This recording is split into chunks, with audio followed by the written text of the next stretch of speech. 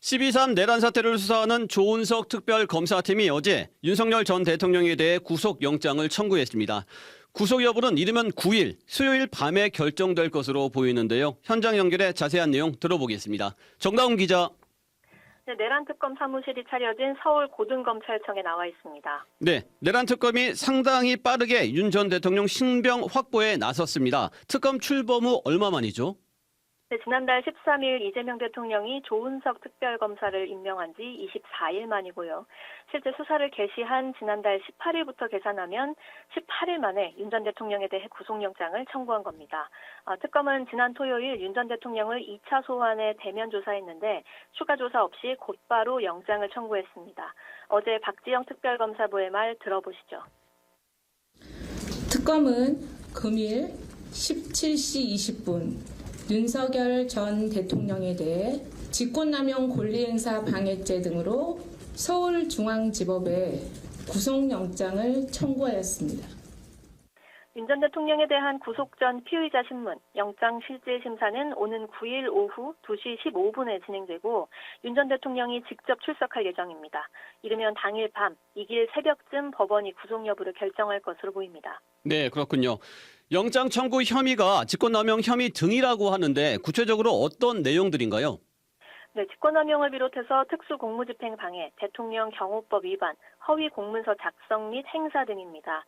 구체적으로는 윤 전 대통령이 지난 1월 고위공직자범죄수사처와 경찰 특수단의 1차 체포영장 집행 시도 당시 대통령 경호처에 체포 저지를 지시한 혐의, 그리고 비상계엄 선포 뒤인 지난해 12월 7일 경호처에 곽종근 전 육군 특수전 사령관 등의 비화폰 정보 삭제를 지시한 혐의가 있습니다. 네. 여기까지는 특검이 지난달 24일 청구했던 체포영장에 적시된 혐의고요.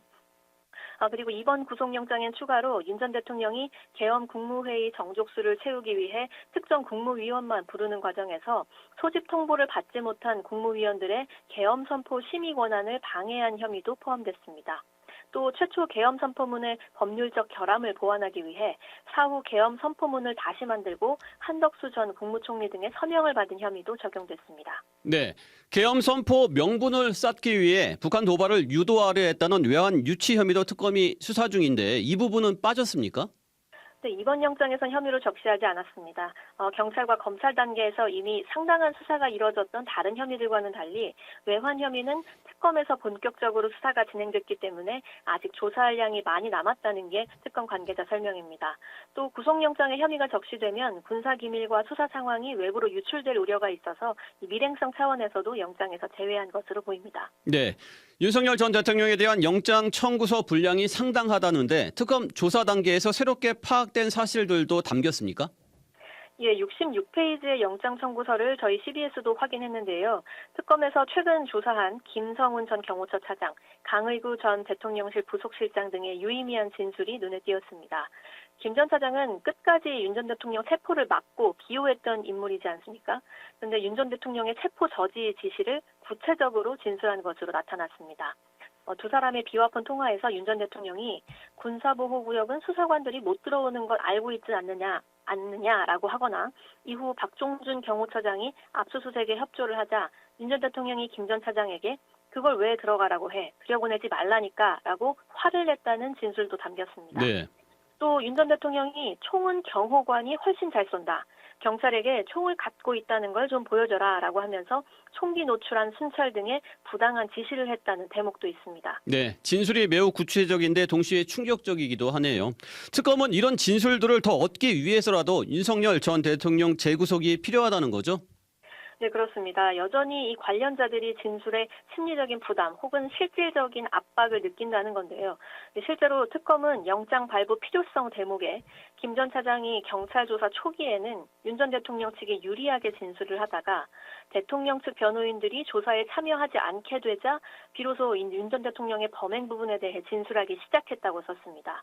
강의구 전 대통령실 부속실장의 경우엔 최근 특검 조사를 받을 때 윤 전 대통령 측 변호사가 이 강 전 실장의 조사에도 참여를 했는데 대통령 주장에 부합하는 방향으로 답변을 유도하고 검사의 질문을 중단시키는 행위를 반복했다고 비판했습니다. 네, 그렇군요. 윤 전 대통령은 특검 조사 단계에서도 혐의를 계속 부인하고 있기도 하잖아요. 그렇습니다. 특검은 자신의 죄를 반성하기는커녕 비상계엄 선포의 정당성, 수사 절차의 위법성을 반복해 주장하며 범행을 부인하고 있고 또 국가의 형사사법 시스템을 전면 부정하면서 형사사법 질서를 심각하게 어지럽히고 있다 이렇게 지적을 했습니다. 또 적법한 체포영장 집행이 마치 반국가 세력이 벌이는 음모인 양 국민을 선동하거나 일부 세력의 주장에 편승했다면서 마치 억울한 사법 피해자인 것처럼 행세하고 있다는 점에서 사안이 매우 중하다고 강조했습니다. 네, 내란 특검이 엄중하게 질책한 것 같은데요. 오는 9일, 그러니까 모레 구속영장 발부 여부도 잘 지켜봐야겠습니다. 그리고 순직 해병 특검도 본격적으로 속도를 내고 있죠? 네, 순직해병 특검은 오늘 오전 김계환 전 해병대 사령관을 직권남용 혐의 피의자 신분으로 소환해 현재 조사 중입니다. 이른바 VIP 경로서를 확인하기 위한 건데요. 이 VIP 경로서는 윤 전 대통령이 최상병 순직 사건과 관련해서 박정훈 대령이 이끌었던 해병대 수사단의 초동조사 결과를 보고받고 경로를 하면서 이종섭 전 국방부 장관이 돌연 예정돼 있던 언론 브리핑을 취소하고 경찰로에 사건 이첩을 보류시켰다는 의혹입니다. 박정훈 대령은 김 전 사령관이 자신에게 윤 전 대통령이 경로했다는 말을 전해준 사람이라고 밝혔었는데 이 김 전 사령관은 이런 윗선의 외압에 자신이 관여했다는 의심을 받고 있는 겁니다. 앞서 김 전 사령관은 법정과 국회에서 모두 이 같은 사실을 부인해 왔는데요. 다만 지난해 12월부로 지금 전역해서 민간인 신분이 된 상황이기 때문에 특검 수사 과정에서 이 진술의 변화가 있을지는 좀 지켜봐야겠습니다. 네, 여기까지 듣겠습니다. 사회부 정다운 기자 수고했습니다. 지금까지 CBS 박지환의 뉴스톡이었습니다. 노컷으로 보는 뉴스의 새로운 기준, 지금 알림과 구독 설정하시고 함께하세요.